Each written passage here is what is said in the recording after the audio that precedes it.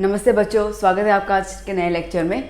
बच्चों, हम लोगों ने लास्ट सेशन में जो कवर किया था, मैंने आपको बता दिया था रिगार्डिंग द एटॉमिक रेडियस। ठीक है, तो एटॉमिक रेडियस में हम लोगों ने कोवेलेंट रेडियस देखा था, हम लोगों ने मेटेलिक रेडियस देखा था, वंडरवॉल्ट रेडियस देखा था और आयोनिक रेडियस देखा था। ये 4 रेडियस हम लोगों ने क्लियर कर लिए थे। ठीक है, अब आज का जो सेशन रहेगा बेटा, इसके अंदर हम उन्हीं रेडियस को लेकर ट्रेंड्स की बात करेंगे।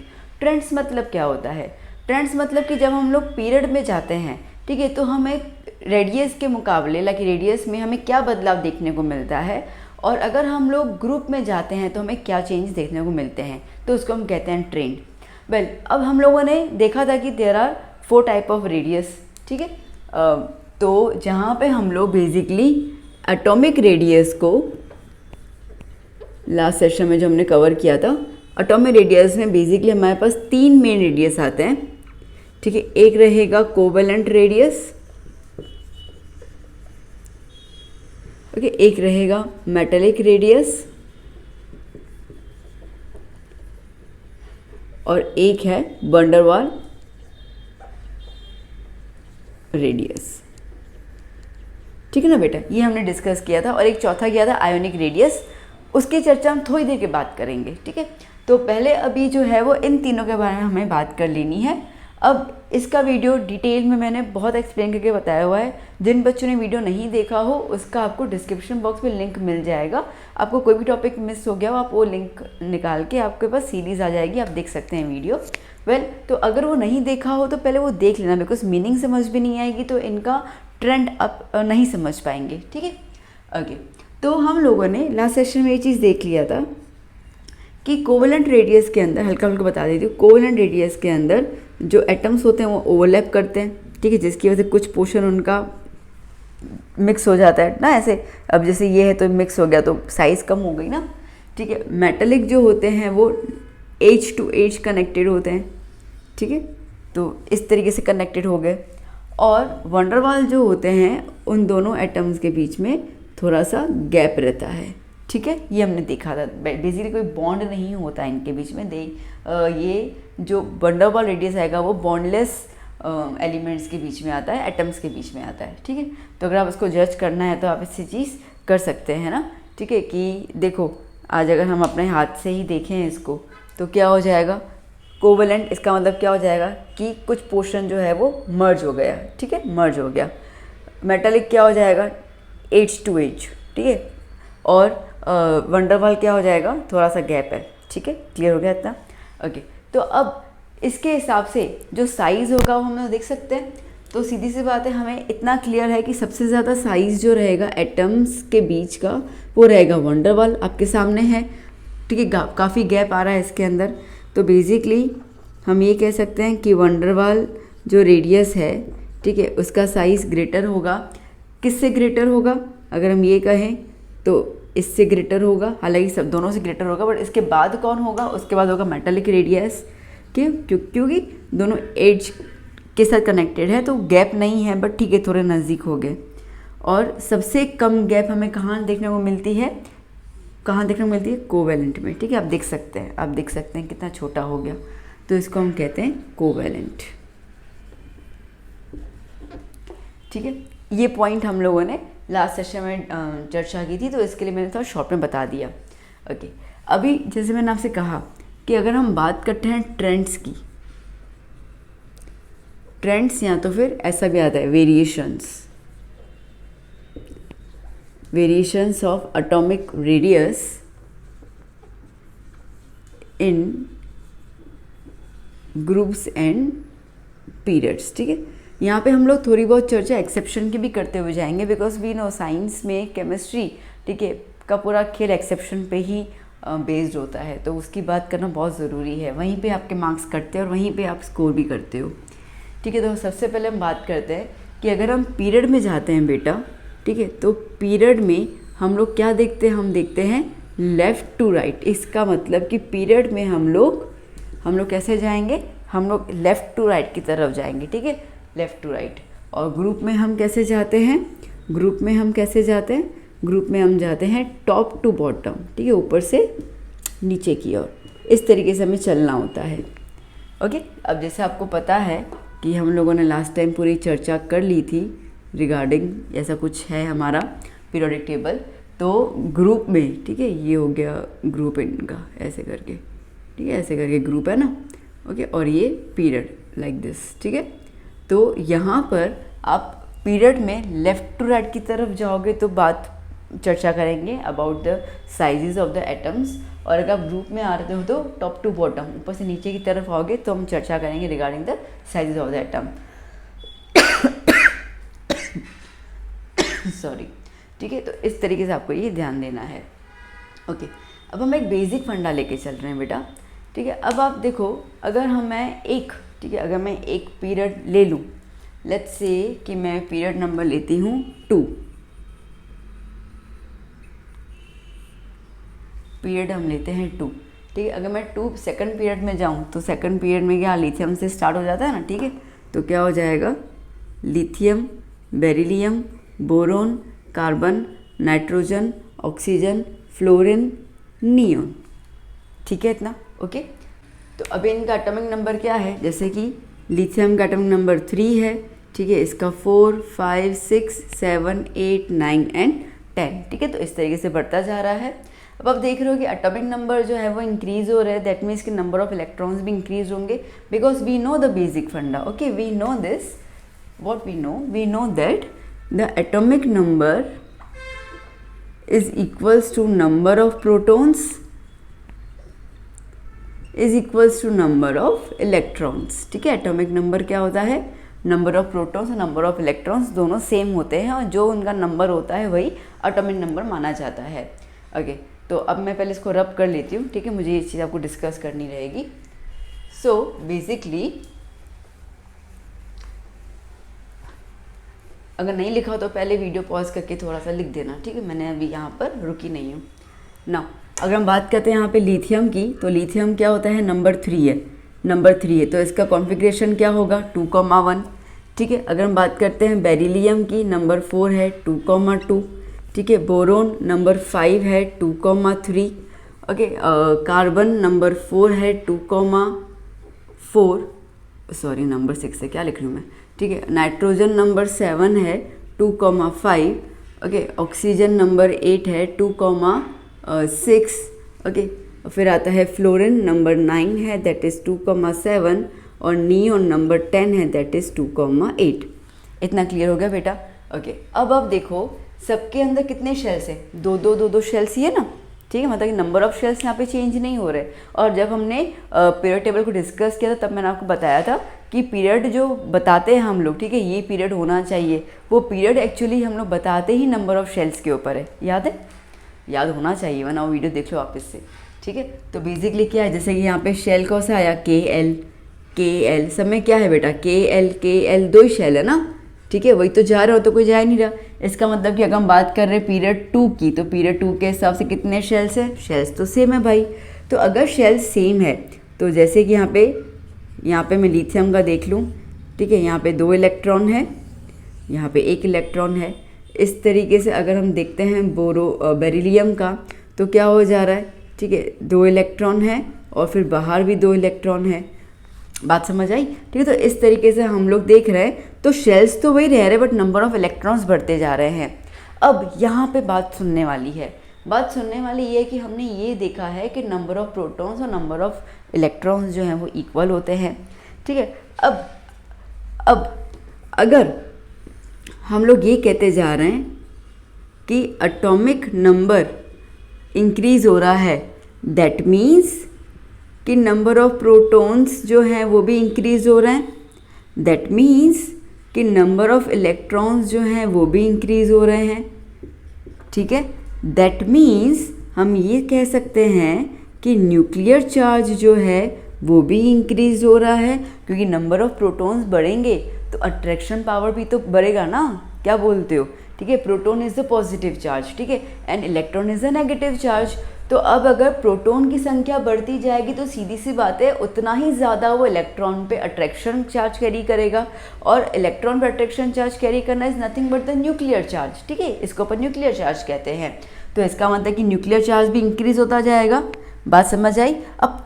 अब बेटा आप लोग ना विजुअलाइज करो ठीक है। विजुअलाइज करो आंखें बंद करके कि यहाँ पे 2 बंदे हैं, यहाँ पे 2 हैं, ठीक है, दोनों आपस में खींच रहे हैं। तो जब प्रोटॉन, ठीक है, अपन टग ऑफ वॉर गेम खेलते हैं ना, थोड़ा विजुअलाइज करो कि सामने की तरफ इलेक्ट्रॉन है और हम प्रोटॉन है, ठीक है, हम लोग खींच रहे हैं। तो क्या होगा, 2 ही हैं तो ठीक है, इतना ज़्यादा नहीं आएगा।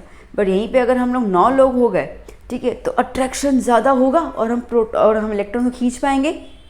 अब मेरे को पता है बहुत सारे खुराफाती यहाँ पे बच्चे बैठे होंगे, उनको दिमाग में ये होगा कि मैम अगर प्रोटॉन इंक्रीज़ हो रहा है, अगर हम 9 प्रोटॉन कह रहे हैं तो 9 इलेक्ट्रॉन भी तो होंगे ना, तो टाई भी तो हो सकता है। अरे बच्चों, हमने शुरू में डिस्कस कर लिया था, हमने क्या डिस्कस किया था कि प्रोटॉन का जो वज़न होता है ना स्ट्रक्चर ऑफ एटम के अंदर चैप्टर 2 में, तो प्रोटॉन का जो वज़न होता है वो तकरीबन 1800 टाइम, ओके, 1800 to 2000 टाइम गुना ज़्यादा होता है नंबर ऑफ इलेक्ट्रॉन से।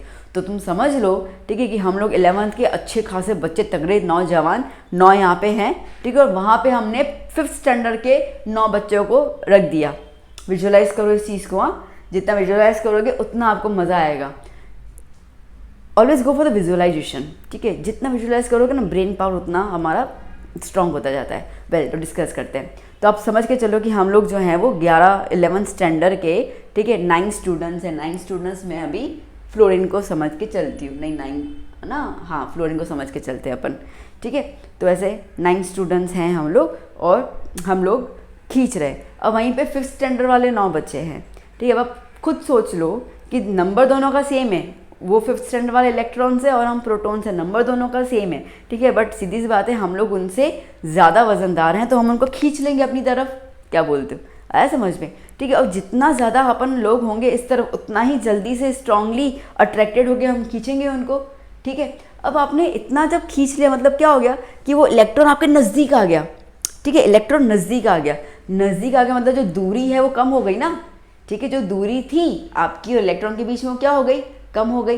बात समझ आई। तो इसका मतलब ये हुआ कि अगर न्यूक्लियर चार्ज बढ़ जाएगा तो जो प्रोटॉन्स, ठीक है, जो यहाँ पे प्रोटॉन्स होंगे और जो इलेक्ट्रॉन्स होंगे उनकी दूरी क्या हो जाएगी, उनकी दूरी कम हो जाएगी, क्योंकि वो उसको उतना ही खींचेगा।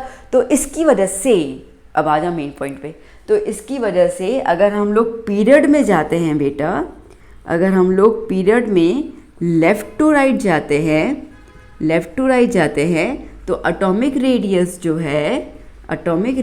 जो है वो क्या हो जाता है, डिक्रीज हो जाता है। क्या हो जाता है, डिक्रीज हो जाता है।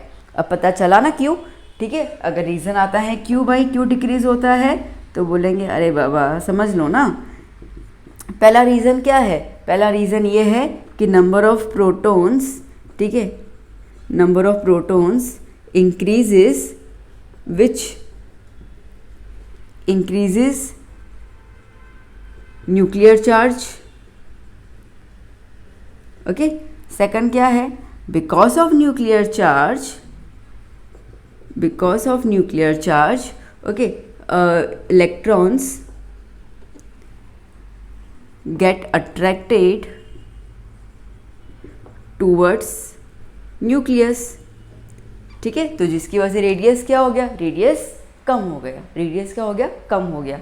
बात समझ आई, अच्छे समझ आया, ठीक है। तो ये बेसिकली हमारा पीरियड में फंडा रहता है। क्लियर हुआ बेटा अच्छे से ना। तो 2 पॉइंट्स के हिसाब से आपको आंसर लिख देना है, दैट्स इट। अच्छा, अब यहाँ पे एक एक्सेप्शन आता है, ठीक है, बताऊँ, देखो सुनना भी बहुत ध्यान से, अच्छे से, ठीक है। एक्सेप्शन, अब ये चीज़ जो है वो सब पीरियड में लागू होनी चाहिए, पीरियड 1, 2, 3, 4 सब में लागू होना चाहिए, ठीक है। अब अगर हम बात करते हैं पीरियड 1 की बेटा, तो पीरियड 1 में तो 2 ही एलिमेंट्स होता है ना, एक हाइड्रोजन होता है और एक हीलियम होता है, ठीक है। Now as per this theory हम तो साफ साफ लिख देंगे, अगर आपसे पूछा जाएगा कि arrange helium and hydrogen in the form of increasing atomic radii, ठीक है, तो आप क्या लिखोगे, अच्छा इंक्रीजिंग, तो H जो है वो साइज में ज़्यादा होगा हीलियम के। क्यों ज़्यादा होगा, आप बोलोगे उसके अंदर इलेक्ट्रॉन 1 है और उसके अंदर 2 हैं, ठीक है, तो इलेक्ट्रॉन जितने ज़्यादा होते जाते उतना ही रेडियस कम होता जाता है, अपन ये बोलेंगे, ठीक है। बट परंतु ये गलत है, ठीक है। इसका आंसर क्या होगा, इसका आंसर ऐसा होगा दैट हीलियम का एटॉमिक रेडियस जो है वो हाइड्रोजन से ग्रेटर है। क्यों मैम? आप ऐसे हमको कंफ्यूज मत करो यार, अभी अभी तो हमने ये चीज़ चर्चा की, अभी आप फिर हमको कंफ्यूज कर रहे हो। अरे बेटा कंफ्यूज नहीं कर रही यार, तुम समझो ना, तुम समझो ना। देखो अभी अभी हमने स्टार्टिंग में क्या डिस्कस किया था, वो अपन ने डिस्कस किया रिगार्डिंग द क्या डिस्कस किया था अपन ने अभी, कोवेलेंट रेडिया वो डिस्कस किया। देखो अभी तुम मेरे को बताओ अच्छे से, मैं कुछ रब करूं? मेरे को खुजली हो रही है रब करने की, ठीक है चलो। तो इसका मतलब अगर आप सोचो तो अगर मैं हाइड्रोजन की बात करती हूँ तो हाइड्रोजन में कौन सा रेडियस होगा बेटा, तुम खुद सोच के बताओ। कोवेलेंट होगा ना, ठीक है, तभी तो दो हाइड्रोजन ऐसे ओवरलैप करके H2 गैस बनाएंगे। क्लियर हुआ? और ये क्या है? हीलियम है। हीलियम क्या है? Noble gas, inert gas. और हम लोगों ने जब लास्ट सेशन किया था regarding the radius, atomic radius, तब मैंने बता दिया था आप लोगों को, ठीक है, क्या बताया था कि नोबल गैसेस में हमेशा, क्योंकि बॉन्डलेस होता है ना, they don't need any kind of bond, because ना ही उनको इलेक्ट्रॉन्स लूज करने हैं ना ही उनको इलेक्ट्रॉन्स गेन करने हैं, ठीक है। तो इसके लिए अगर हीलियम की बात करेंगे तो यहाँ पे दो हीलियम एटम ऐसे जुड़ जाएंगे।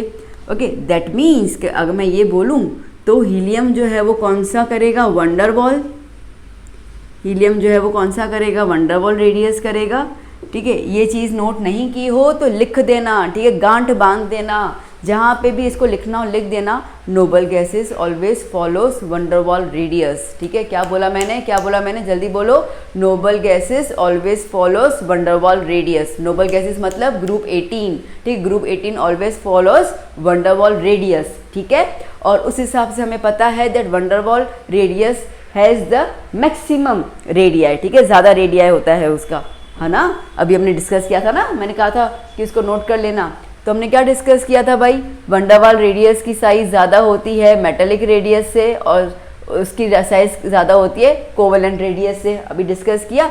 तो वंडरवॉल रेडियस के हिसाब से उसकी साइज़ ज़्यादा है और हाइड्रोजन जो है वो कोवेलेंट रेडियस है। तो इसके हिसाब से हम लोग क्लियर कट बोल सकते हैं कि वंडरवॉल रेडियस की अगर साइज़ कोवेलेंट रेडियस से ज़्यादा है, मतलब कि हीलियम एटम का जो एटॉमिक रेडियाई है वो ग्रेटर होगा हाइड्रोजन के। क्लियर? ठीक है। रीज़न लिखना, आप रीज़न यही लिख के बताओगे, आप यही लिखोगे रीज़न जो मैंने आपको बताया। ये 1 मार्क में आ सकता है क्वेश्चन, ठीक है, 1 मार्क में आता है ये generally. That why helium, why the atomic radii of helium is greater than the hydrogen. Simple सीधा साधा आंसर, समझ आया? एक्सेप्शन, और ये एक्सेप्शन हर एक पे लगेगा, हर एक पे लगेगा। अब जैसे कि हम लोग इसी ग्रुप 2 वो जिसको मैंने मिटा दिया, ठीक है, उसको दोबारा लिख देती हूँ मैं, और हम फिर उसी की चर्चा करते हैं। 2 मिनट के लिए अपन उसी की चर्चा कर लेते हैं, आपको क्लियर हो जाएगा कि मैं क्या बोलना चाह रही हूँ। ओके, इसको परे रहने दो, फाइन, ठीक है। नाउ अगर हम पीरियड 2 की बात करते हैं बेटा, पीरियड 2 की बात करते हैं हम लोग बेटा, तो क्या है इसके अंदर? Lithium, beryllium, boron, carbon, nitrogen, oxygen, fluorine, neon, ठीक है। अगर आपसे ये कहा जाए कि चलो भाई चलो हमको अरेंज करके बताओ, ठीक है, आपको ये कहा जाता है arrange period 2 elements in increasing order of atomic radius, ठीक है। हम बोलेंगे अच्छा इतना आसान, लो करके बता रहे हैं। क्या हो जाएगा? लिथियम का ज़्यादा है बेरिलियम से, बोरोन, कार्बन, नाइट्रोजन, ऑक्सीजन, थोड़ा अंदर चला जा, मेरी ट्रेन आ रही है, ठीक है, ऑक्सीजन, फिर क्या हो जाएगा? फ्लोरीन।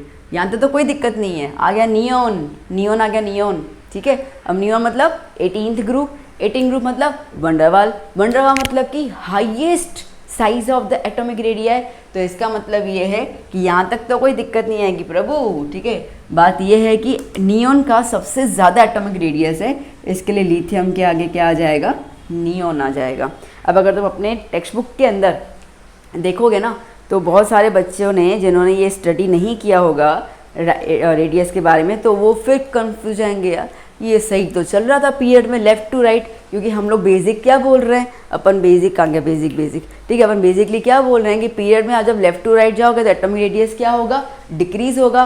तो ये चीज़ हम लोग सुन के आपको कोई भी पीरियड देंगे आप फटाफट से क्या बना दोगे, अच्छा पीरियड 2, पीरियड 3, पीरियड 4 जो भी बोल रहे हो उसको हम लोग बस जो अपने पास लिस्ट होगी, ठीक है 3, 4, 5, 6 ऐसे जो भी अपने पास लिस्ट होगी उनके यहाँ पे अपन को ग्रेटर की साइन लगानी है, ठीक है। बट फिर हमारे मार्क्स कहाँ लूज़ होंगे, हमारे मार्क्स यहाँ पे लूज़ होंगे। क्यों? क्योंकि हमने सिर्फ एक ही स्टेटमेंट रीड किया, हमने सिर्फ एक स्टेटमेंट रीड किया कि पीरियड में लेफ्ट टू राइट जाने से एटॉमिक रेडियस डिक्रीज होता है, हमको ये पता है, बट हमने एक्सेप्शन पे तो ध्यान ही नहीं दिया, अपन ने एक्सेप्शन में ध्यान ही नहीं दिया, ठीक है। ये रहा हमारा एक्सेप्शन, और ये है कि जब भी 18th ग्रुप वाला एलिमेंट आएगा वो हमेशा आगे की तरफ रखा जाएगा। क्यों? क्योंकि उसकी साइज सबसे ज़्यादा होती है, तो इसके लिए नियॉन क्या आ गया, सबसे आगे आ गया। बात समझ आई अच्छे से ना, कोई ऐसे कन्फ्यूजन तो नहीं रहा ना, ठीक है। तो अब इसमें भी क्वेश्चन आ सकता है, ये एक्सेप्शन क्वेश्चन आ सकता है, that why the neon is kept at the starting during the arrangement of the atomic the increase in size of atomic radii, ऐसा क्वेश्चन आ सकता है, ठीक है। दूसरा क्वेश्चन ये आ सकता है, okay, that why we could say that neon atomic radius is more than the fluorine, ये भी आ सकता है, ठीक है। तो इस तरीके से तो बेसिकली ये सारे के सारे जा रहे हैं कोवेलेंट रेडियस के अंदर, मेटेलिक और कोवेलेंट के हिसाब से हो रहे हैं, और वंडरवाल जो है वो आगे जाएगा। नाउ आई थिंक कि मैं आपको बिल्कुल क्लियर कट समझा चुकी हूँ कि इसका मतलब क्या होता है, बात समझ आई ना, ठीक है। तो अब अभी हम बढ़ते हैं ग्रुप की ओर। अच्छा ग्रुप में तो देखो कुछ भी नहीं है, ठीक है। ग्रुप में कोई खास चर्चा करने जैसी होती नहीं है, क्योंकि वो बड़ा सिंपल सा है, आसान सा है बेचारा, ठीक है। ग्रुप ऐसा है कि आप जब ग्रुप में टॉप टू बॉटम जाते हो तो एटॉमिक नंबर क्या होता है बेटा, इंक्रीज होता है, एटॉमिक नंबर इंक्रीज होता है। एटॉमिक नंबर इंक्रीज होगा तो सीधी सी बात है एटॉमिक साइज जो होगी वो भी इंक्रीज होगी, ठीक है। क्यों? क्योंकि बाबा यहाँ पर जो है ना नंबर ऑफ शेल्स भी तो बढ़ रहे हैं बेटा, यहाँ पे नंबर ऑफ शेल्स भी क्या हो जाता है, इंक्रीज हो रहा है ना। क्योंकि आप मेरे को बोलो कि मैम यार आप ना मैं कंफ्यूज कर रही हूँ, आप कह रहे हो कि एटॉमिक नंबर बढ़ेगा, तो एटॉमिक नंबर बढ़ रहा था इसके अंदर, ठीक है, पीरियड के अंदर, तो आप तो इस तरीके से लिख रहे थे, ठीक है। अभी आप हमको बता रहे हो कि इस तरीके से लिखो, मतलब हम कहाँ लिखें, हम क्या करें। अरे वह पीरियड की बात अलग है ना, ठीक है। पीरियड में एटॉमिक नंबर भले ही बढ़ता जा रहा था, ठीक है, एटॉमिक नंबर बढ़ता जा रहा है, बट नंबर ऑफ शेल्स तो सेम है ना, बट यहाँ पे नंबर ऑफ शेल्स जो है वो ही बढ़ते जा रहे हैं, ठीक है। क्यों? देखो ग्रुप 1 की बात कर लेती हूँ हम लोग, सीधा सा प्यारा सा छोटा सा मुन्ना सा ग्रुप।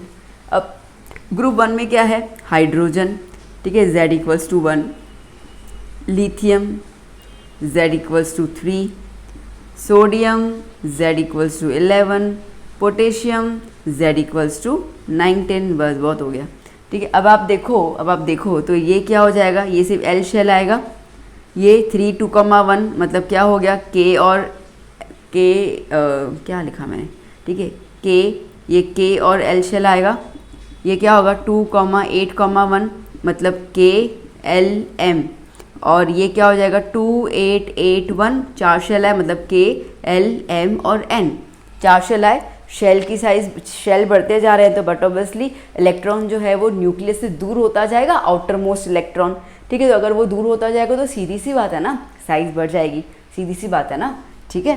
तो अगर हम हाइड्रोजन की बात करते हैं, ये हमारा न्यूक्लियस और ये उसका एक इलेक्ट्रॉन, लो खत्म। इसकी हम लिथियम की बात करेंगे, ठीक है, तो क्या हो जाएगा, ये K शेल ले लेती हूँ मैं और ये L, तो यहाँ पे 2 इलेक्ट्रॉन है, यहाँ पे 1 इलेक्ट्रॉन है, ठीक है। अगर हम सोडियम की बात कर लेते हैं, ये nucleus, K shell, L shell, M shell, ठीक है। फिर हम बात करते हैं पोटेशियम की, ये nucleus, K L M N, ठीक है। तो आप खुद देख सकते हैं, हालांकि मैंने बहुत गंदा बनाया है, ये साइज़ देखो, ठीक है, बाहर की तरफ ये साइज़ देखो, ये साइज़ देखो, ठीक है, और ये साइज़ देखो, आप देख सकते होंगे अगर आप राउंडर से अच्छे से बनाओगे ना तो साइज़ धीरे धीरे क्या हो जा रही है, इंक्रीज़ होती जा रही है। तो ग्रुप में टेंशन लेने की ज़रूरत नहीं है, टॉप टू बॉटम हम आएंगे तो एटॉमिक रेडियस इंक्रीज़ होगा। एटॉमिक रेडियस इंक्रीज़ इसके लिए होगा क्योंकि नंबर ऑफ इलेक्ट्रॉन्स इंक्रीज़ हो रहा है, प्लस नंबर ऑफ इलेक्ट्रॉन्स के इंक्रीज होने के साथ साथ यहाँ पे नंबर ऑफ शेल्स भी इंक्रीज हो रहे हैं, तो इसके लिए यहाँ पर लगातार जो है वो बढ़ता जाएगा। बात समझ आई? अच्छे से क्लियर हो गया? ठीक है, ओके। तो अब अगर हमें इसको अरेंज करना हो, ठीक है, अब अपने को, अरे भगवान, मैंने बोर्ड ऐसे भर दिया है ना जैसे मैंने पेंटिंग कर दी है। चलो यहाँ पे आ जाओ। फिर क्या ये सबसे मिट जाता है ना, तो कनेक्टिविटी टूट जाती है। इसके लिए थोड़ा सा मैं, अगर हमें यहाँ पर अरेंजमेंट करना हो, तो अगर आपसे कहा जाता है कि arrange group 1 elements in decreasing order of, ठीक है, in decreasing order of atomic radius. तो अब डिक्रीजिंग ऑर्डर मतलब क्या होता है बेटा? ठीक है, बड़े से छोटा, मतलब धीरे धीरे क्या होता है, डिक्रीज होता जाएगा। तो सबसे ज़्यादा साइज़ किसकी है यहाँ पे? के की है। ठीक है, अब सीधी बात है, के के बाद क्या आता है? फ्रेंसियम, रुबिडियम आता है ना। चलो अपन के से कर लेते हैं। तो के की साइज़ सबसे ग्रेटर, फिर उससे छोटी एन ए की साइज़, फिर उससे छोटी एल आई की साइज़, फिर उससे छोटी हाइड्रोजन की साइज़। ठीक है, अब अगर आपको ऐसे आता है कि डिक्रीजिंग ऑर्डर में, तो आप ऐसे भी लिख सकते हो कि हाइड्रोजन की साइज़ सबसे छोटी है। ठीक है, मतलब किससे छोटी है? लिथियम से। लिथियम की किससे छोटी है? सोडियम से। इसकी किससे छोटी है? पोटेशियम से।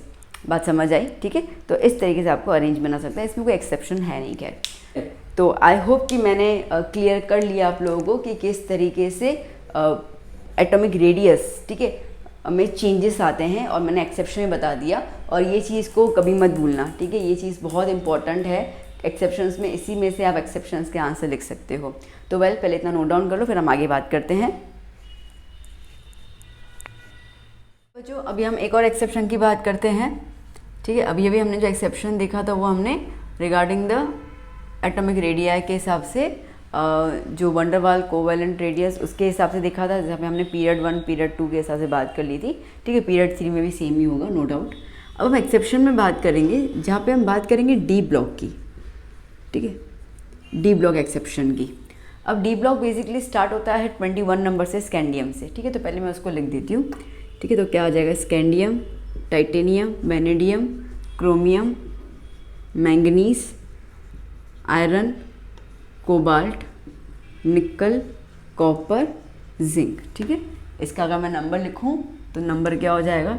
21, 22, 23, 24, 25, 26, 27, 28, 29 और 30। ठीक है, ओके। नाउ सो बच्चों, ये है हमारा पीरियड नंबर 4।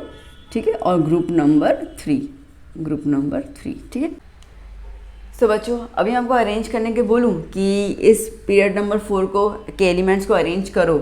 ठीक है, in the increasing order of the atomic radius. ठीक है, sorry, in the decreasing order of the atomic radius. तो आप कैसे करोगे? डिक्रीज मतलब कि बड़े से छोटा छोटा छोटा होता जा रहा है। तो आप बोलोगे ठीक है ना मैम, आप ही की सिखाई वाली बात को अपन देख लेते ना।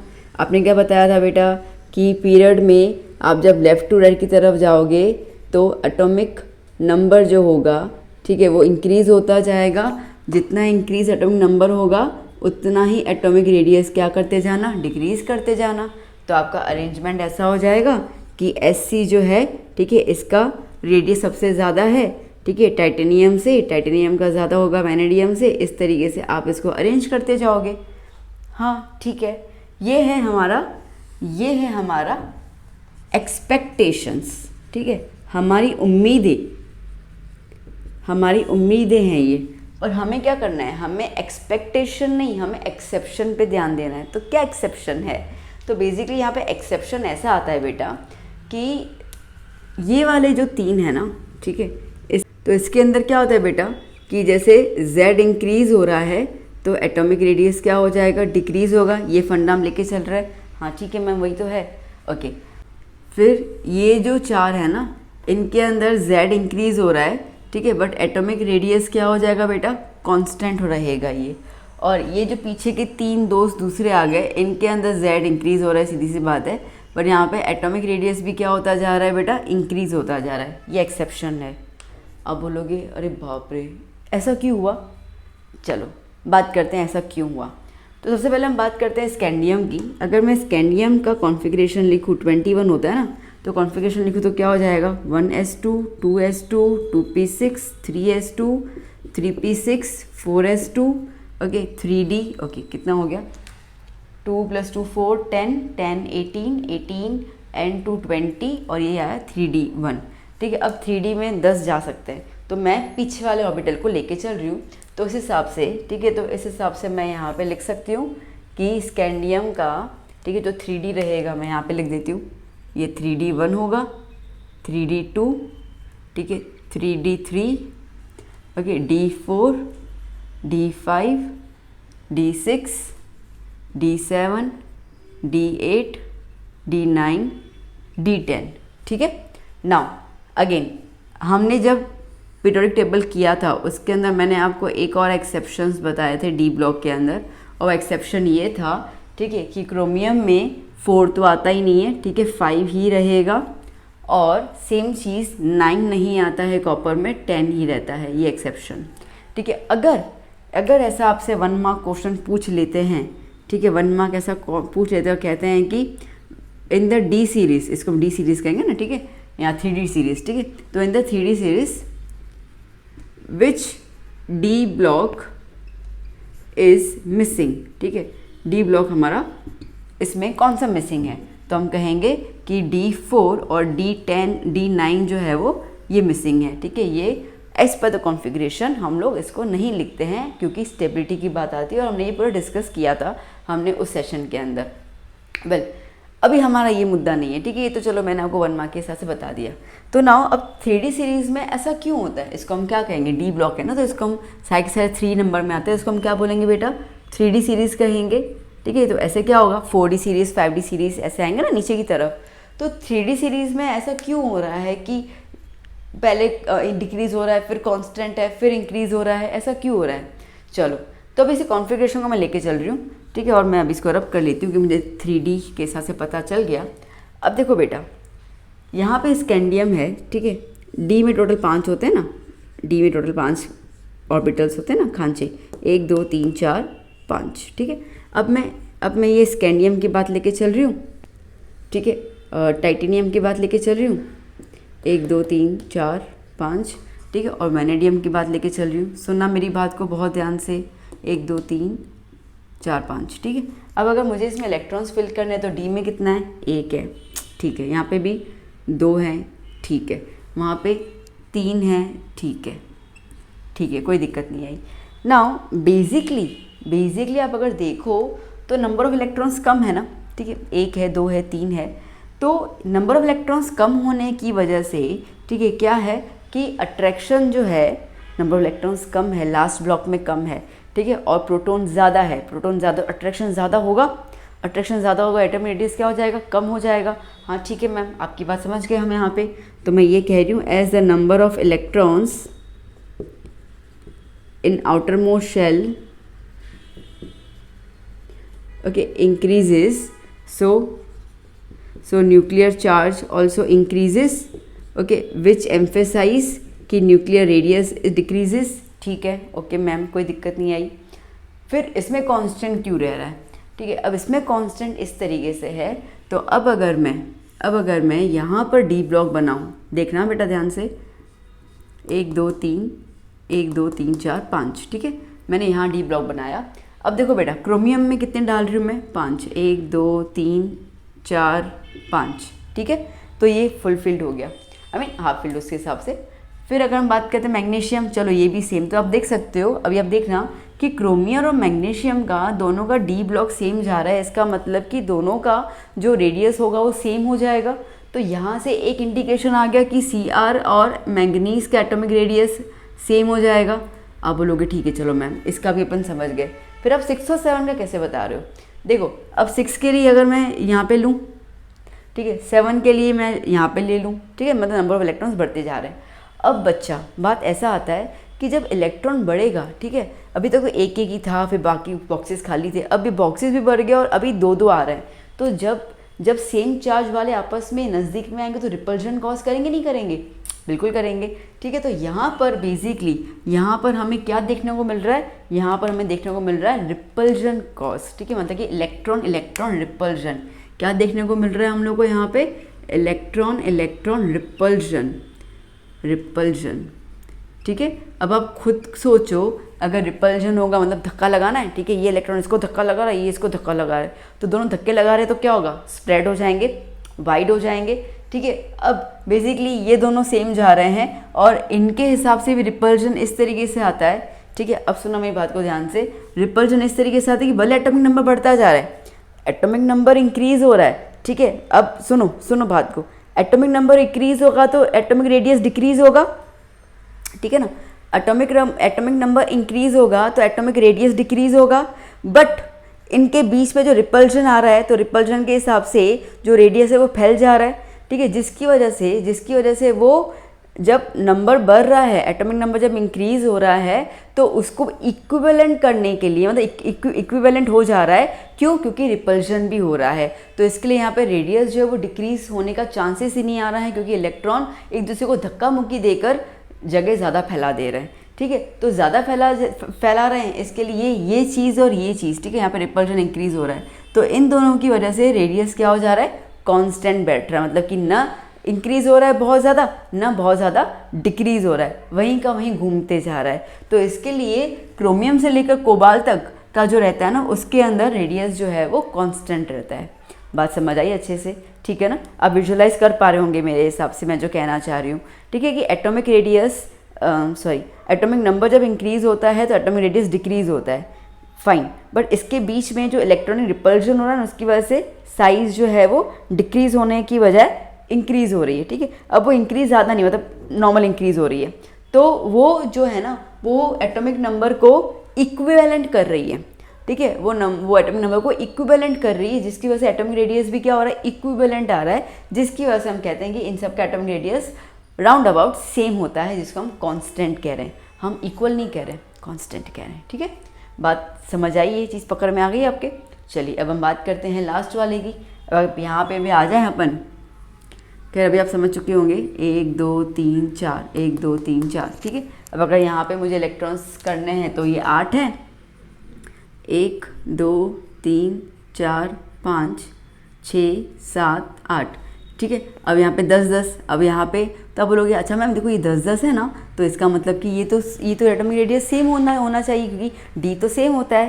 अरे बाबा सुनो तो सही, अगर डी सेम होता है आपकी बात बिल्कुल सही है, बट इलेक्ट्रॉन ज़्यादा है ना, इलेक्ट्रॉन ज़्यादा है तो इलेक्ट्रॉन रिपल्जन कैसा हो जाएगा, बहुत ज़्यादा हो जाएगा, बहुत ज़्यादा हो जाएगा। इसका मतलब यह है कि एटॉमिक नंबर उतना नहीं इंक्रीज हो रहा है जितना रिपल्जन इंक्रीज हो रहा है। मैं इसको डबल एरो लगा दूँ तो आपको ऐसे फील आए कि हाँ भाई बहुत ज़्यादा इंक्रीज हो रहा है। ठीक है, तो एटॉमिक नंबर उतना इंक्रीज नहीं हो रहा, ठीक है, बट रिपल्जन की वजह से जो स्प्रेडनेस आ रही है ना वो बहुत ज़्यादा हो रही है। तो इसके लिए यहाँ पे दो दे have the same D orbitals, ठीक है, सेम है बट फिर भी कांस्टेंट पे नहीं जाएगा। ठीक है, ये उल्टा इंक्रीज होता जाएगा। तो इसके लिए डी ब्लॉक में याद कर लेना, कि निकल, ठीक है, कॉपर और जिंक, ठीक है, इनके हिसाब से जो रेडियस है वो क्या होता जा रहा है, ग्रेटर होता जा रहा है। इसका मतलब निकल जो है वो छोटा होगा कॉपर से, कॉपर जो छोटा होगा वो जिंक से, या हम ये कहें कि जिंक सबसे ज़्यादा है, ठीक है, कॉपर उसके बाद है, निकल उससे छोटा है। तो इस तरीके से रेडियस जो है वो अरेंजमेंट रहेगा। बात समझ आई अच्छे से? ठीक है, आई होप मैं आपको क्लियर कर पा रही हूँ कि कहाँ पे चेंजेस आ रहे हैं और क्यों चेंजेस आ रहे हैं। तो एटॉमिक रेडियस वाले इंक्रीज हो रहा है, एटॉमिक नंबर वाले इंक्रीज हो रहा है, तो increase in the atomic radius के हिसाब से, नंबर के हिसाब से रेडियस डिक्रीज होना चाहिए। चलो वो तो हो ही नहीं रहा, ठीक है, वो उल्टा इंक्रीज हो रहा है। क्यों इंक्रीज हो रहा है? Because of the electron repulsion. तो अब यहाँ पे आता है कि इलेक्ट्रॉन रिपल्जन यहाँ पे भी हो रहा था मैम, यहाँ पे भी दोनों एरो में है, तो ये कांस्टेंट जा रहा है, तो ये कांस्टेंट जाना चाहिए, बट नहीं, जैसे मैंने कहा कि यहाँ पे डबल एरो समझ के चलो। ठीक है, डबल एरो मतलब कि जितना नंबर बढ़ रहा है ना इलेक्ट्रॉन का, उससे ज़्यादा रिपल्जन इलेक्ट्रॉन्स के अंदर कॉज हो रहे हैं, जिसकी वजह से इलेक्ट्रॉन्स स्प्रेड हो जा रहे हैं। ठीक है, पूरे क्लाउड में स्प्रेड हो जा रहे हैं, and because of that atomic radius जो है वो काफ़ी इंक्रीज हो रहा है। बात समझ आई? अच्छे से क्लियर हो गया? ठीक है, इतना लिखें पहले हम लोग। ओके, अब उसके बाद एक और चीज़ बता देती हूँ मैं। ठीक है, अच्छा, अब इसमें क्या है ना, एक और चीज़ आती है कि अगर आपसे कहा जाता है कि इनको अरेंज करो, और पूरी की पूरी सीरीज़ दी जाएगी तो तुम्हें दिक्कत नहीं होगी, ठीक है, तुम्हें क्लियर हो गया कि चलो पहले के 3 जो है वो डिग्रीज़ में, फिर कांस्टेंट में, फिर इंक्रीज़ में, आप समझ जाओगे। बट अगर आपको यहाँ से 1 2 1 2 उठा के दे दिए, कोई भी 3 4 दे दिए और बोले कि अभी तुम इसको अरेंज करो, तो आप बोलोगे कि मैम अभी देखो आप हमको है ना परेशान कर रहे हो। अभी आप परेशान ऐसे कर रहे हो, ठीक है, परेशान आप हमको ऐसे कर रहे हो कि यहाँ पे भी देखो z इंक्रीज़ हो रहा है, ठीक है, यहाँ पे भी z इंक्रीज़ हो रहा है। अब यहाँ पे आप कह रहे हो कि AR डिक्रीज़ होगा, वहाँ पे AR इंक्रीज़ होगा, तो अपने को लिखने का कैसे, अपन को लिखने का कैसे मैम, एक थोड़ा शॉर्ट ट्रिक बताओ ना प्लीज़। मैं ठीक है चलो, अभी हम लोग एक ट्रिक की बात करते हैं। किसकी बात करते हैं? ट्रिक की। किसकी बात करते हैं? ट्रिक की, ठीक है। So trick for D block, okay, to arrange elements for atomic radius, ठीक है। अब क्या ट्रिक है, सुनो बच्चों ध्यान से, देखो ट्रिक देखो, स्कूटी पे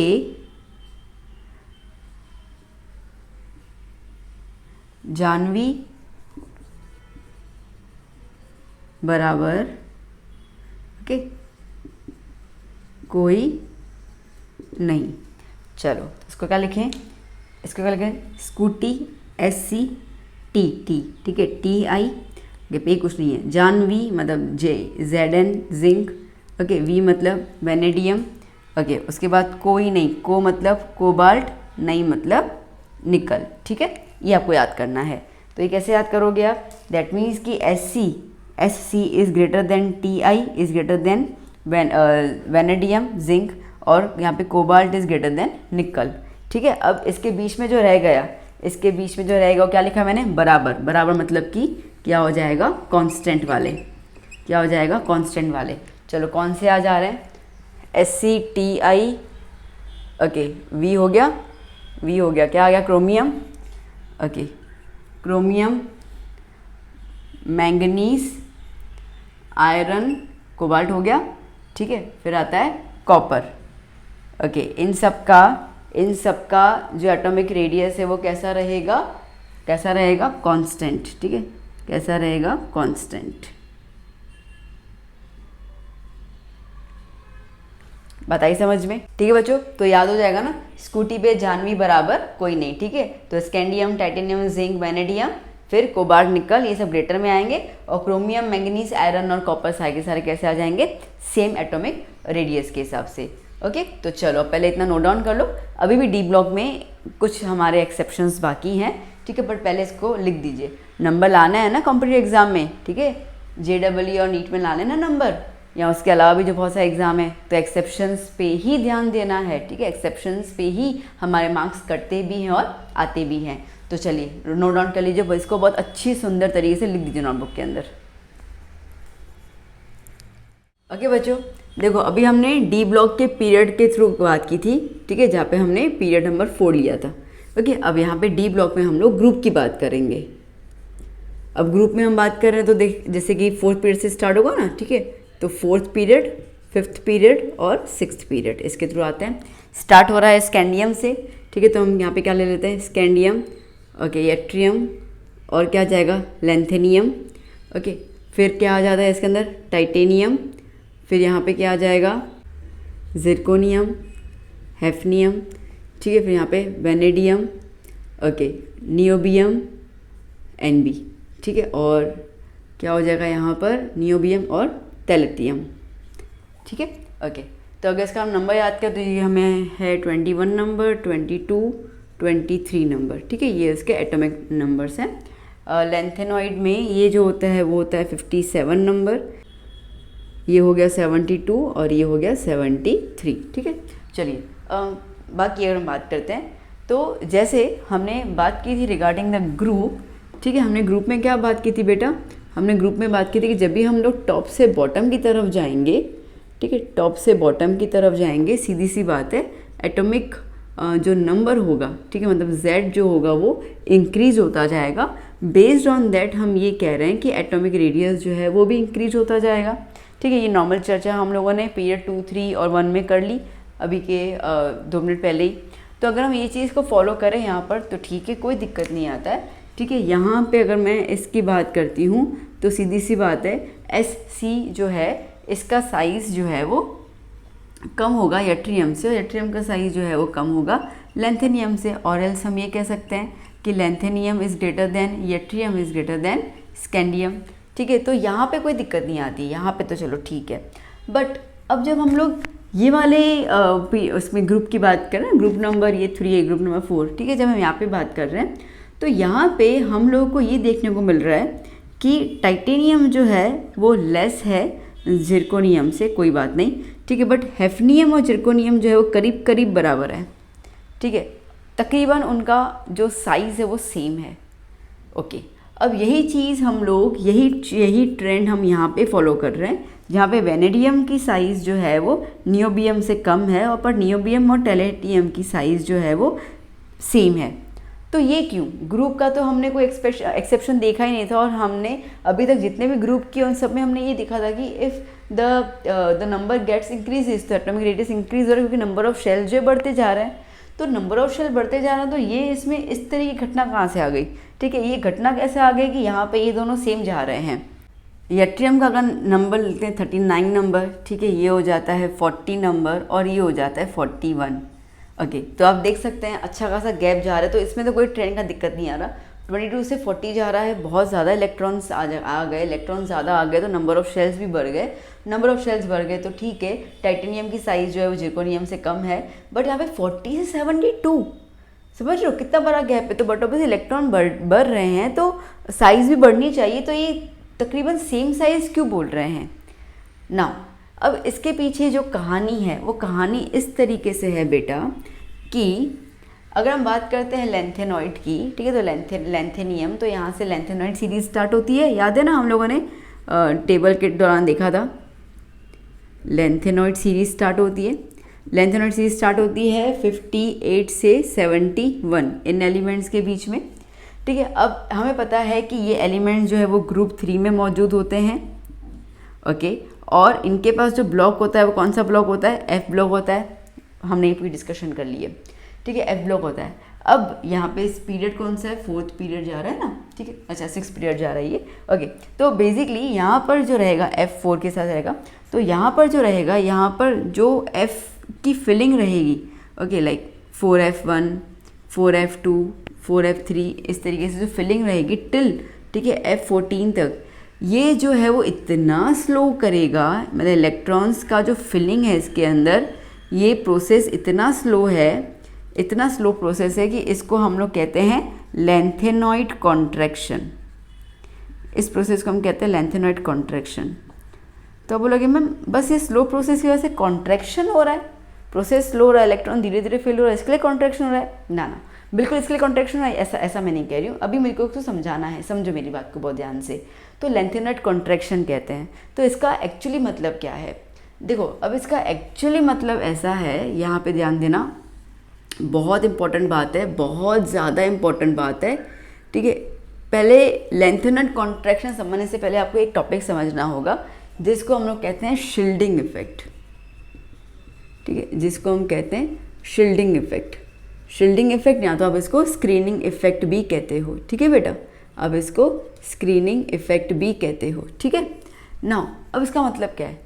देखो, शील्डिंग का अगर तुम वर्ड समझो तो क्या होता है? शील्ड मतलब क्या होता है? बचाव करना यार। ठीक है, जो जब युद्ध होते हैं, अपन ने बहुत सारी सीरीज़ देखी होंगी, ठीक है, पिक्चर्स शोज देखे होंगे, जहाँ पे जय बाहुबली जैसी, तो जहाँ पे जब युद्ध होते थे तो क्या होता है? एक हाथ में तलवार होती है, एक हाथ में शील्ड होता है ना, खुद को बचाने के लिए, तो शील्डिंग। तो अब ये शील्डिंग इफेक्ट करता कौन है? इलेक्ट्रॉन्स के अंदर। तो ये शील्डिंग इफेक्ट जो है, ठीक है, ये जो शील्डिंग इफेक्ट है वो करते हैं इनर इलेक्ट्रॉन्स, वो करते हैं इनर इलेक्ट्रॉन्स। मतलब ये है कि आप ये समझो कि ये न्यूक्लियस हुआ, ठीक है, ये अपने ऑर्बिट्स हैं, ठीक है, समझ के चल रहा है। तो अब यहाँ पर जो हैं वो इलेक्ट्रॉन्स हैं और बाहर भी इलेक्ट्रॉन है।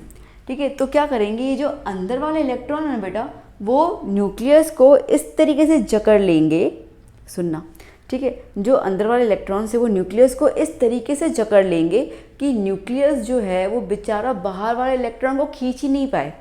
ठीक है, बाहर वाले इलेक्ट्रॉन को वो अट्रैक्ट ही नहीं कर पाए, जिसकी वजह से क्या हो गया कि इनर इलेक्ट्रॉन्स जो है वो आउटर मोस्ट इलेक्ट्रॉन को क्या कर रहे हैं, प्रोटेक्ट कर रहे हैं।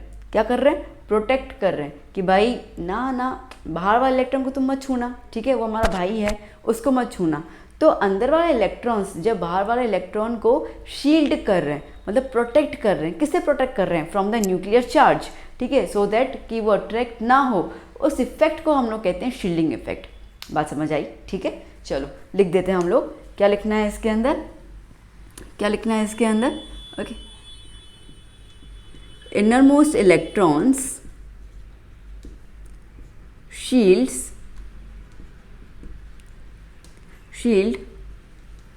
outer electrons from nuclear charge, ठीक है, तो न्यूक्लियर चार्ज इंक्रीज भी होगा तो आउटर इलेक्ट्रॉन को अपनी तरफ खींचेगा नहीं, ओके, तो उससे वो बचाता है। तो this effect is known as the shielding effect, this effect is known as the shielding effect, ठीक है। अब प्रॉब्ली आपके टेक्स्ट बुक में इसमें कुछ ज़्यादा कुछ खास दिया नहीं, एक्सेप्शन देके छोड़ दिया हो, बट मैं भी वो करूँ तो क्या वो क्वेश्चन मार्क्स रह जाते कि क्यों हुआ। तो इसकी ज़्यादा चर्चा आपको डी ब्लॉक वाला चैप्टर आएगा 12th स्टैंडर्ड में, उसमें टीचर्स करवाएंगी, बट ठीक है, नॉलेज होता है, ठीक है, वो हमारे स्टैंडर्ड वाइज पे डिपेंड नहीं करता, तो इसके लिए मुझे लगा कि आपको बता दूँ। तो अब हमारे पास जो ऑर्बिटल्स होते हैं वो कौन से होते हैं, S P D F. S का शील्डिंग इफेक्ट जोरदार, ठीक है, फिर पी उससे थोड़ा कम, ठीक है, डी उससे कम, और एफ का तो घटिया, ठीक है। एफ ब्लॉक का शील्डिंग इफेक्ट, ठीक है, शील्डिंग इफेक्ट जो है वो कैसा है, वेरी पुअर, बहुत घटिया, ठीक है, बेकार, ठीक है, वो इलेक्ट्रॉन को बचा ही नहीं पाता है। क्यों, देखो जब हम लोगों ने शेप्स की बात की थी, ठीक है, अब ये क्वेश्चन पूछ सकते हैं कि इनका शील्डिंग इफेक्ट इस तरीके से अरेंज क्यों है, ठीक है, आप कैसे बोल सकते हो कि S has a higher shielding effect and F has a lower shielding effect, क्या क्यों, बिकॉज ऑफ द शेप्स, क्या बात कर रहे हो, बिकॉज ऑफ शेप्स की वजह से तो ये आया। कैसे, देखो अब जैसे हम लोगों ने देखा हुआ था कि एस जो है वो ऐसे स्पेरिकल शेप में होता है, ठीक है, पी जो है वो यू डम्बल शेप में होता है, ठीक है। अब हम बात करते हैं नॉर्मली एस और एफ के बारे में। अब एफ जो है ना, ठीक है, एफ जो है ना वो 8 फोल्ड्स में होता है। अब तुम समझो कि ये इलेक्ट्रॉन है, न्यूक्लियस है, ठीक है, और ये एस ऑर्बिटल है। तो एस ऑर्बिटल वो बाहर एक इलेक्ट्रॉन है, तो ये क्या करेगा, एस ऑर्बिटल पूरे न्यूक्लियस को जकड़ के बैठा हुआ है, ठीक है, तो जिसकी वजह से न्यूक्लियस का जो इफेक्ट है ना वो बाहर जा ही नहीं पाएगा, तो इसके लिए वो इलेक्ट्रॉन सेव हो गया, तो उसके ऊपर इफेक्ट नहीं लगेगा, ठीक है, तो इलेक्ट्रॉन सेव हो गया मतलब कि अट्रैक्शन नहीं होगा, तो साइज कम ही नहीं होगी। बात समझ आई, ठीक है, बट अगर मैं यहाँ पे एफ ब्लॉक बना दूँ तो एफ ब्लॉक ना वो कैसा है, 8 ऑर्बिटल 8 फोल्ड्स में रहता है, 8 फोल्ड्स में रहता है, मतलब कैसे बताऊँ, जैसे कि यूँ समझो, ठीक है, यूँ समझो, एक ये फोल्ड आया, एक ये फोल्ड आया, ठीक है, यूँ फोल्ड आया, ऐसे करके 8 फोल्ड्स में रहता है, समझ रहे हो। तो देखो कितनी जगह आ गई, तो ये बोलेगा कि आजा बेटा, आजा इलेक्ट्रॉन, तू एफ ब्लॉक के यहाँ पे, देखो तू एफ ब्लॉक का सहारा ले रहा है बेटा, एफ ब्लॉक के सहारे से कुछ नहीं कर सकता, मैं तेरे को आराम से अट्रैक्ट कर लूँगा। बात आई समझ में, ठीक है। तो यहाँ पे because of the F block, ठीक है, इलेक्ट्रॉन को वो अट्रैक्ट कर देते हैं, इतना अट्रैक्ट कर लेते हैं कि 58 से लेकर 71 की तरफ जाते जाते उनका एटॉमिक साइज जो है, ठीक है, ड्रास्टिकली डिक्रीज होता है, ठीक है, जबरदस्त डिक्रीज होता जाता है। 58 से 71 जाओ मतलब कि आप देखोगे ऐसे नहीं कम,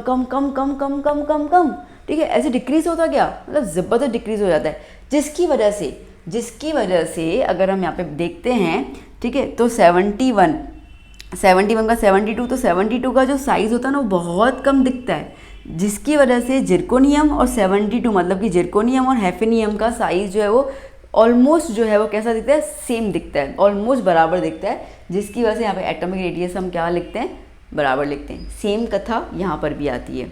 बात आई समझ में? आई थिंक आप मेरी बात को समझ चुके हो कि शील्डिंग इफेक्ट क्या है, क्योंकि वो समझ आ गया फिर तो आपको क्लियर होगी कहानी का मतलब क्या है।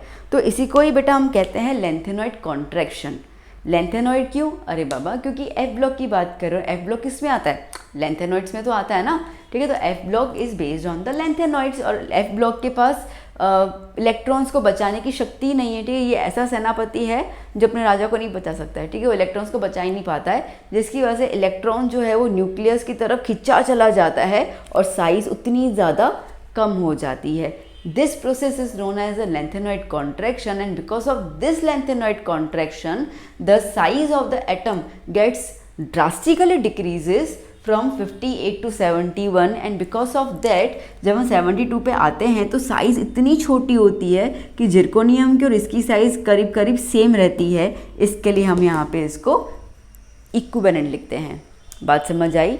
आई होप कि मैं आपको ये चीज़ क्लियर कर पाई, ठीक है। शील्डिंग इफेक्ट समझ आया ना बेटा?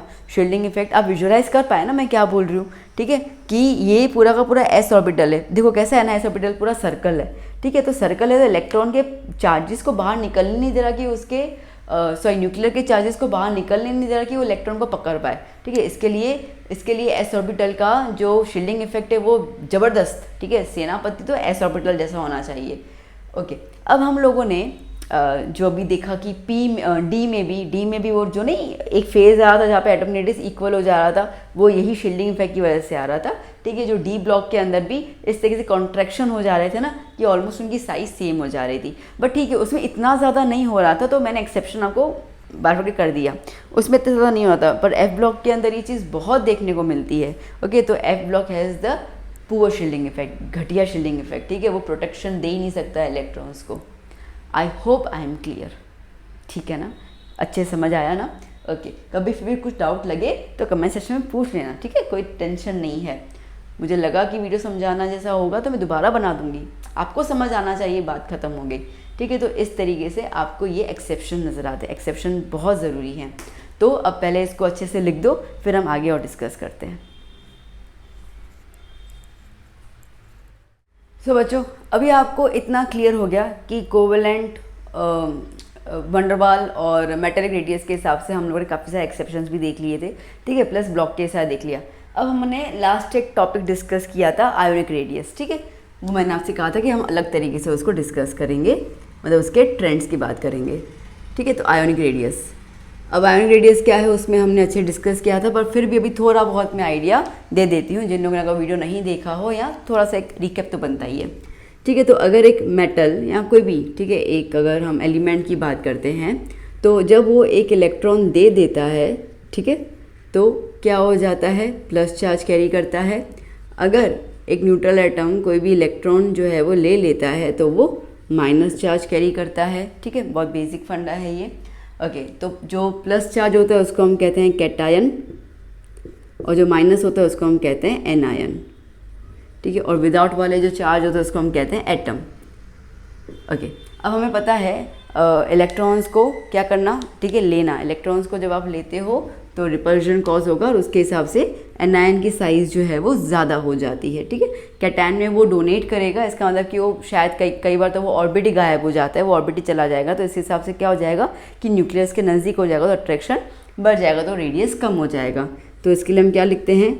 एनायन का रेडियस जो है, एटमिक रेडियस ज़्यादा होगा किससे? एटम से, और एटम का ज़्यादा होगा किससे?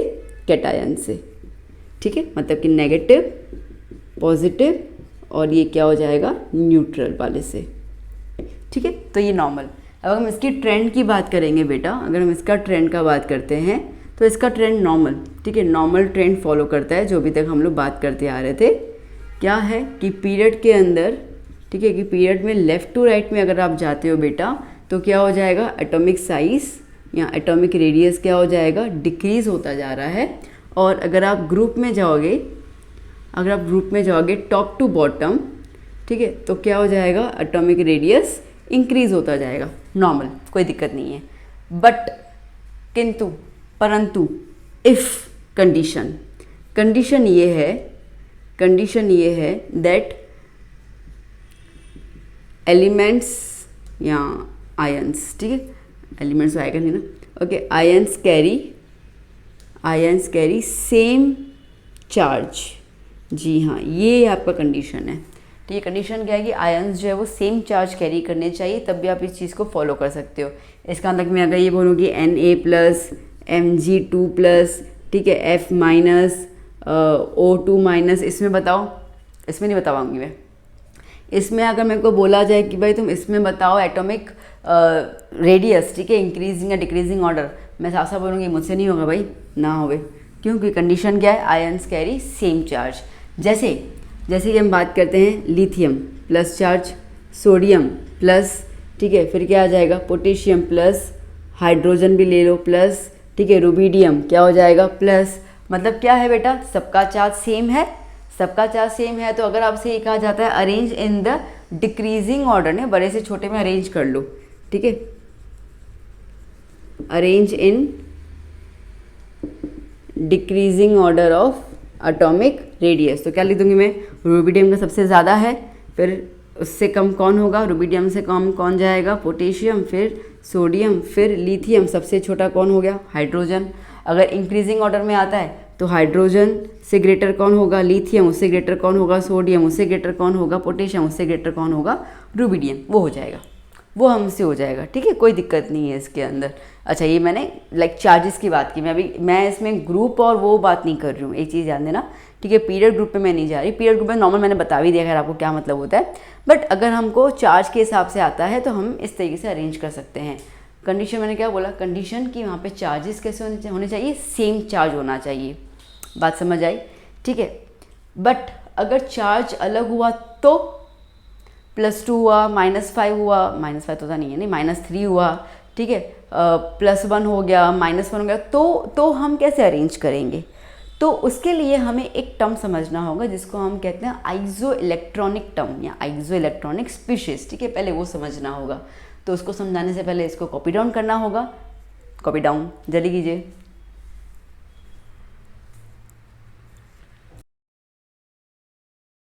आइए बच्चों, अब एक टॉपिक देख लेते हैं हम लोग,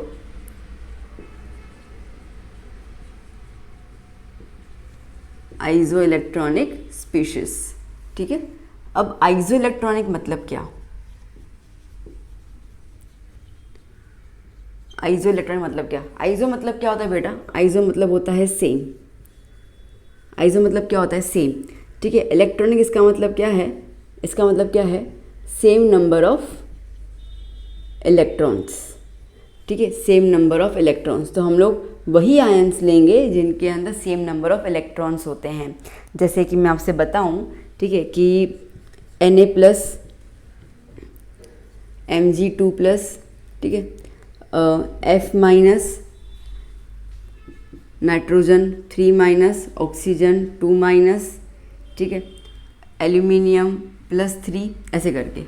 अब अगर आप देखो बेटा, अब अगर आप देखो तो Na+ मतलब कि उसने एक इलेक्ट्रॉन दे दिया, तो पहले उसके पास 11 थे, एटॉमिक नंबर क्या था इसका 11, तो अभी कितने हो गए, 10 हो गए। इसका एटॉमिक नंबर क्या है बेटा 12, कितने हो गए, 10 हो गए, क्योंकि 2 उसने दे दिए। ओके, इसका एटॉमिक नंबर क्या है बेटा 9, इसने एक लिया तो कितने हो गए, 10 इलेक्ट्रॉन्स हो गए। ओके, इसका एटॉमिक नंबर क्या है बेटा 7, तो उसने 3 लिया तो कितने हो गए, 10 इलेक्ट्रॉन्स हो गए। इसका एटॉमिक नंबर क्या है बेटा 8, तो 2 ले लिए 10 हो गए। और इसका एटॉमिक नंबर क्या है बेटा 13, तो 3 दे दिए तो 10 हो गए। ओके, दैट मीन्स कि they have the different atomic number. Okay, but after losing और gaining the electrons they have the same number of electrons, ठीक है। तो ये सारे स्पीशीज़ जो हैं, ये सारे स्पीशीज़ जो हैं वो कैसे हैं, सेम इलेक्ट्रॉन्स कैरी कर रहे हैं। ओके, तो that's why these species are known as the isoelectronic ions. क्या कहेंगे हम इनको कहेंगे आइसो इलेक्ट्रॉनिक आयंस। क्या कहेंगे, आइसो इलेक्ट्रॉनिक आयंस। बात पकड़ में आई मैं क्या कह रही हूँ, ठीक है। तो देखो सबके पास अलग अलग नंबर ऑफ इलेक्ट्रॉन्स हैं, बट आफ्टर गेनिंग और लूजिंग द इलेक्ट्रॉन्स उनके पास फाइनली कितने बच जाते हैं, 10 10 10 10। तो सेम इलेक्ट्रॉन्स अवेलेबल है, तो इन स्पीशीज़ को हम कहेंगे आइसो इलेक्ट्रॉनिक चार्ज, ठीक है। तो अगर हमें इसका डेफिनेशन लिखना हो तो हम क्या लिखेंगे, हम इसका डेफिनेशन क्या लिखेंगे, that different elements, okay, different elements have same electrons but different nuclear charge, ठीक है, nuclear charge is called iso electronic species, ठीक है। तो देखो न्यूक्लियर चार्ज अलग है ना, प्लस है, +2 है, -3 है, तो न्यूक्लियर चार्ज अलग है but number of electron same है, ठीक है। अब द पॉइंट इज दैट कि इनको अरेंज कैसे करने का, तो अब इसका मैं सीधा साधा आपको एक फॉर्म बता देती हूँ, उसी को दिमाग में रख दो, ठीक है, बाकी इतना कुछ सोचने की ज़रूरत नहीं है। और वो फॉर्म ऐसा है that size is inversely proportional to their atomic numbers. Size is inversely proportional to their atomic numbers. इसका मतलब ये है कि एटॉमिक नंबर जितना छोटा होगा साइज उतनी ज़्यादा, वाइस वर्सा एटॉमिक नंबर जितना बड़ा होगा साइज उतनी छोटी। बात क्लियर हो गई? ओके, तो अब अगर हमें इसको अरेंज करना हो तो कैसे अरेंज करें, तो हम इनको अरेंज कर लेते हैं in the increasing atomic radius, ठीक है। अब आपको याद करना है, क्या याद करना है कि अगर z ग्रेटर है तो साइज़ कम है, तो मतलब हमें z पे ही ध्यान देना है। ओके, तो सबसे ज़्यादा z कहाँ किसका है, एल्यूमिनियम का है, एल्यूमिनियम +3, ठीक है, मतलब इसकी साइज़ छोटी होगी। ओके, किससे छोटी होगी, मैग्नीशियम +2 से, 13, 12, चलो 11 आ गया, Na+, ठीक है, फिर 11 के बाद क्या हो जाएगा, 9 आ गया, मतलब F-, फिर क्या हो जाएगा O2-, फिर क्या हो जाएगा N3-। हो गया अरेंजमेंट, ठीक है। तो दैट मीन्स कि इसका नंबर ज़्यादा था तो इसका साइज़ सबसे कम, ठीक है, तो इसका साइज़ कम हुआ तो हमने ये इंक्रीजिंग ऑर्डर में सबसे ज़्यादा साइज़ किसका होगा, नाइट्रोजन का होगा, सबसे ज़्यादा कम साइज़ किसका होगा, एल्यूमिनियम का होगा, ठीक है। तो सबसे कम साइज़ एल्यूमिनियम Al+3 का, ठीक है, सबसे ज़्यादा साइज़ N3- का। नॉर्मल ट्रेंड जो अपन देख रहे थे ना, वो तब देख रहे जब हम एटम की बात करें, तो एटम के अंदर इलेक्ट्रॉन्स बढ़ते जा रहे हैं, तो हमें पता है कि भाई उस तरीके से ग्रुप में जाओ तो बढ़ता जाएगा साइज़, और पीरियड में जाओगे तो कम होता जाएगा। That is valid for the normal trend, ठीक है। बट अगर हम स्पीशीज़ की बात करें, आयंस की बात करें, तो आयंस में कैसे करेंगे, तो आयंस में सिंपल सी बात है, size is inversely proportional to the atomic number, ठीक है, which indicates that if z increases size decreases और z डिक्रीजेस तो साइज इंक्रीजेस। बात समझ आई बच्चों अच्छे से, ठीक है। चलो अब पहले इतना लिख दो, फिर हम एक एग्जाम्पल कर लेते हैं तो आपको समझ में आ जाएगी करना क्या है। तो चलो जस्ट कॉपी डाउन। अच्छा बेटा क्वेश्चन देख लेते हैं, arrange the following in order of the increasing radii, ठीक है। चलो तो हमने क्या रिलेशन देखा हुआ है, that size is inversely proportional to the atomic number, ठीक है। इंक्रीजिंग के साथ मतलब कि ग्रेटर एटॉमिक नंबर से लोअर में जाना पड़ेगा। चलो तो पहले इसका एटॉमिक नंबर लिख लेते हैं हम लोग। इसका होता है 8, ठीक है, ये 7, सल्फर का होगा 16, ठीक है, और ये हो जाएगा 9।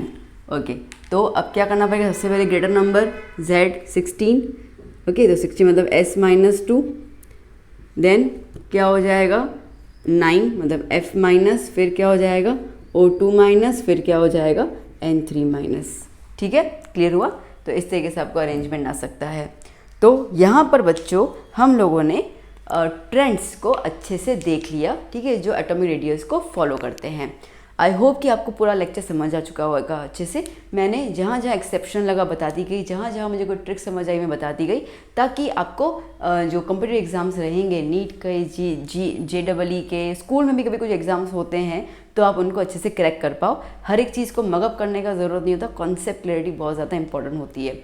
जितना कॉन्सेप्ट क्लियर होगा उतने ही तुम सम्स को, क्वेश्चंस को अच्छे से पहचान पाओगे, कर पाओगे, और सेटिस्फेक्शन आपको लगेगा कि हमें केमिस्ट्री आता है। मेरा यही है कि आपको केमिस्ट्री बिल्कुल ऐसे ना ब्लड में आके आ जाना चाहिए कि क्या बात है, chemistry is not the mystery.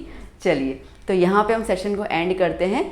2 topics और शायद बाकी हैं इस चैप्टर के अंदर, 2 या 3 और बाकी हैं, ठीक है, तो उनको हम आगे कंटिन्यू कर लेंगे। मीनवाइल आप इसको स्टडी करते जाइए, और कुछ भी आपको बोलना है, कुछ भी आपसे बात करनी है आपको मुझसे, तो आप कमेंट सेक्शन में ज़रूर कीजिएगा। या तो इंस्टाग्राम हैंडल भी मैंने दिया हुआ है, वहाँ पे अगर आपको प्राइवेटली कुछ DM करना है तो आप कर सकते हैं, कुछ भी आपको पूछना हो तो। अब हम मिलेंगे नेक्स्ट सेशन में। वीडियो कैसा लगा ज़रूर कमेंट कीजिएगा, आपके फ्रेंड्स को भी वीडियो ज़रूर शेयर कीजिएगा। टिल देन बहुत अच्छे से स्टडी कीजिए बेटा, ना बहुत अच्छे से स्टडी कीजिए। मैं यही उम्मीद करूँगी मेरे बच्चे मुझे देख रहे हैं वो बहुत अच्छे से स्टडी कर रहे होंगे। मिलते हैं हम बाद में। Till then bye bye, take care.